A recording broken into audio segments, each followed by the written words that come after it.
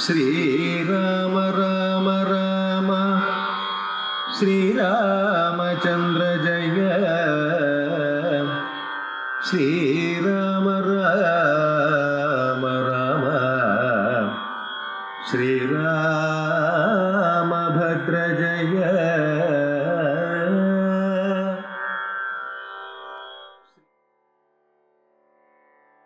കൂജന്തം രാമരാമേതി മധുരം മധുരാക്ഷരം ആരുഹ്യ കവിതാശാഖാം വന്ദേ വാൽമീകികോകിലം.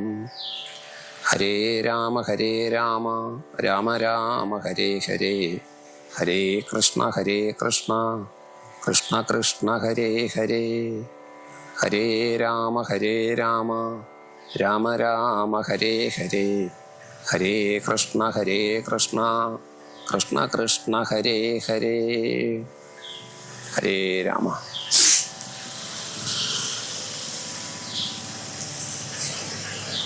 കർക്കിടക മാസത്തെ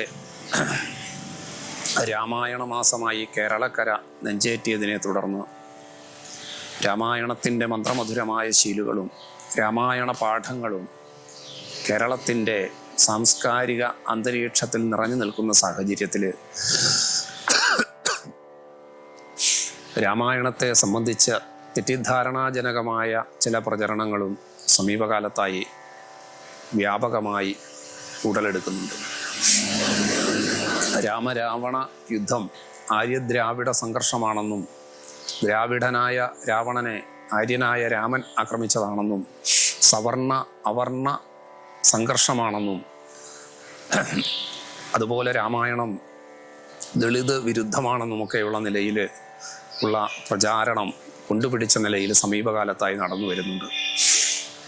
ഈ വിഷയത്തെ സംബന്ധിച്ച് രാമായണം തന്നെ എന്താണ് ഉദ്ഘോഷിക്കുന്നത് എന്നറിയാൻ അരണ്യകാണ്ഡത്തിലെ വിശേഷമായ ശബരി സമാഗമത്തിലേക്ക് ഒന്ന് കണ്ണോടിച്ചാൽ മതിയാകും.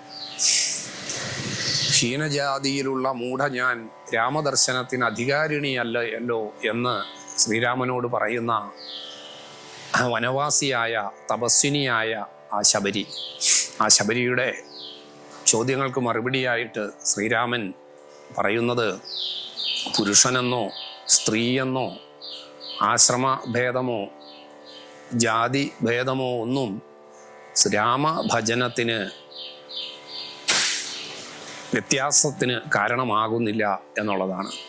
പുരുഷ സ്ത്രീ നാമ ജാതികളൊന്നും മമ ഭജനത്തിന് കാരണമാകുന്നില്ല. ഭേദചിന്തകൾ ഇല്ല. സർവ്വതിലും സമത്വത്തെ കാണുന്നതാണ് ശ്രീരാമ ദർശനം. ആ രാമദർശനത്തിൻ്റെ തത്വം രാമായണ കഥ തന്നെ, രാമായണ കഥയിലെ കഥാസന്ദർഭങ്ങളിലൂടെ രാമായണം തന്നെ ഉദ്ഘോഷിക്കുന്നതായിട്ട് നമുക്ക് കാണാൻ സാധിക്കും. മാത്രമല്ല ആര്യദ്രാവിഡ സംഘർഷമെന്നും സവർണ അവർണ സംഘർഷമെന്നുമൊക്കെ രാമരാവണ യുദ്ധത്തെ വിശേഷിപ്പിക്കുമ്പോൾ നമുക്ക് കാണാൻ സാധിക്കുന്നത് രാവണൻ ഒരു ബ്രാഹ്മണനാണ്, വിശ്രവസിൻ്റെ പുത്രനാണ് എന്നുള്ളതാണ്. രാമൻ ക്ഷത്രിയനാണെങ്കിൽ ചാതുർവർണ്ണ്യ വ്യവസ്ഥയിലെ ബ്രാഹ്മണൻ, ക്ഷത്രിയൻ, വൈശ്യൻ, ശൂദ്രൻ എന്നിങ്ങനെയുള്ള വിഭജനത്തിൽ ബ്രാഹ്മണനായ വിശ്രവസിൻ്റെ പുത്രനായിട്ടുള്ള രാവണനെയാണ് കാണാൻ സാധിക്കുന്നത്.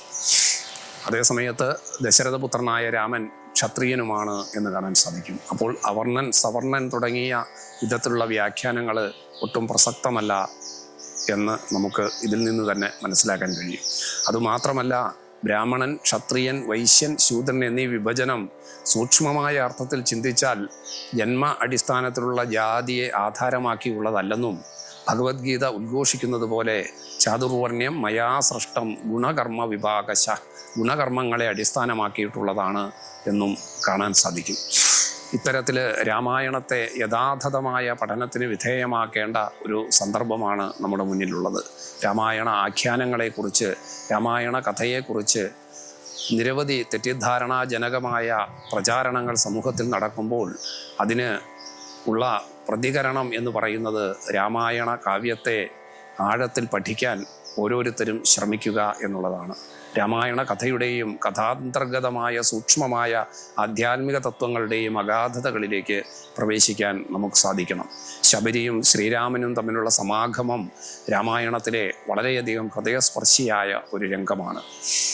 കാട്ടാള വനവാസി വിഭാഗത്തിലുള്ള ശബരി ഗുരുവിൻ്റെ നിർദ്ദേശാനുസരണം ശ്രീരാമനെ കാത്തിരിക്കുകയും ആ ശ്രീരാമ ദർശനം സാധ്യതപ്രായമാവുകയും ചെയ്തതിനെ തുടർന്ന് ഭക്തിയുടെ വിശിഷ്ടമായ തത്വങ്ങളെക്കുറിച്ച് രാമൻ ശബരിയുമായി സംവദിക്കുന്ന രംഗത്തിലൂടെ ആരണ്യകാണ്ഡത്തിൻ്റെ സമർപ്പണ വേളയിൽ കടന്നു പോകാൻ നമുക്ക് സാധിക്കും. തുടർന്ന് ശബരി ചൂണ്ടിക്കാണിക്കുന്നതനുസരിച്ചാണ് ആ ഋഷ്യമൂകാചലത്തിലേക്ക് സീതാന്വേഷണത്തിനായുള്ള യാത്ര രാമലക്ഷ്മണന്മാർ തുടരുന്നത് എന്നും കാണാൻ സാധിക്കും. ആരണ്യകാണ്ഡത്തിൽ നിന്ന് കിഷ്കിന്ധാകാണ്ഡത്തിലേക്ക് പ്രവേശിക്കുന്ന സമയത്ത് പുതിയൊരു മുഖമാണ് രാമായണം കൈവരിക്കുന്നത്.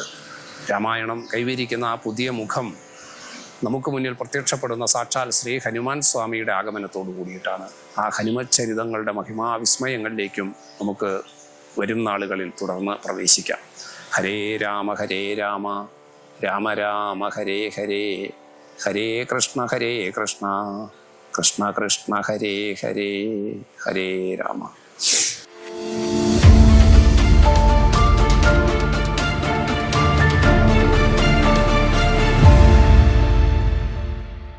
വിവാഹ പർച്ചേസുകൾക്ക് കുറഞ്ഞ പണിക്കൂലിയിൽ സ്വർണം മുൻകൂട്ടി ബുക്ക് ചെയ്യാൻ അഡ്വാൻസ് ബുക്കിംഗ് സ്കീം. പണിക്കൂലിയിൽ 50% വരെ ഡിസ്കൗണ്ട് നേടാൻ മൈ ഗോൾഡ് സേവിംഗ് സ്കീം. പണിക്കൂലി ഒന്നുമില്ലാതെ സ്വർണ്ണാഭരണം സ്വന്തമാക്കാൻ ഗോൾഡൻ ബഡ് സ്കീം. എന്നും വിശ്വസ്തയോടെ സ്വർണം സ്വന്തമാക്കാൻ ആരാധന ജ്വല്ലറി, കുവൈറ്റ് ആൻഡ് കണ്ണൂർ.